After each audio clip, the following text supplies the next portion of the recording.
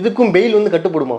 ஆமாம், பெயில் உண்டு. பெயில் எல்லாத்து கேஸுக்கும், கொலை கேஸுக்கே பெயில் இருக்கு. இது என்ன இருக்குது? ரெண்டாவது இவங்களை அரெஸ்டே பண்ணலையே, விசாரணை மட்டும் தான். ஆமாம், இல்லை விசாரணை பண்ணி இவங்களை அப்ஸ்காண்டிங்கில் சார்ஜ் ஷீட் போட்டிருக்காங்க. இப்போ நீதிமன்றம் என்ன பண்ணால் இவங்களுக்கு சம்மன் அனுப்புவாங்க.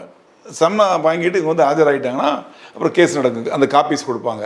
இப்போ அந்த கேஸு எந்த நீதிமன்றத்துக்கு போயிருக்கு அப்படிங்கிறத பொறுத்து தான் இருக்குது.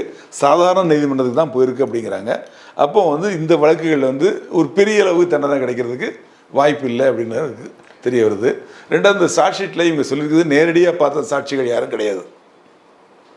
இவங்க மேலே ஏறினாங்க, இவங்க தான் போனாங்க, இவங்க தான் போட்டாங்கன்னு பார்த்ததுக்கு நேரடி சாட்சிகள் கிடையாது. சாட்சிகள் இல்லைங்கிறதுனால இது வந்து இல்லை, அந்த சாட்சிகள் வந்து எல்லாமே சயின்டிஃபிக் எவிடன்ஸ்.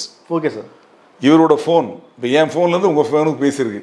அப்போ நான் தான் பேசுகிறேன், பேசின வாய்ஸ், என் வாய்ஸையும் டெஸ்ட் எடுத்து அனுப்பிச்சிருக்காங்க, உங்கள் வாய்ஸையும் டெஸ்ட் எடுத்து அனுப்பிச்சிருக்காங்க. அப்புறம் ஃபோட்டோஸ் அனுப்பிச்சது, இந்த மாதிரி எல்லா விஷயங்களுமே சயின்டிஃபிக்கலாக தான் ப்ரூவ் பண்ணியிருக்காங்க. ப்ரூவ் பண்ணல, சயின்டிஃபிக்கலாக இவங்க வந்து அந்த லிங்கை கண்டுபிடிச்சிருக்காங்க.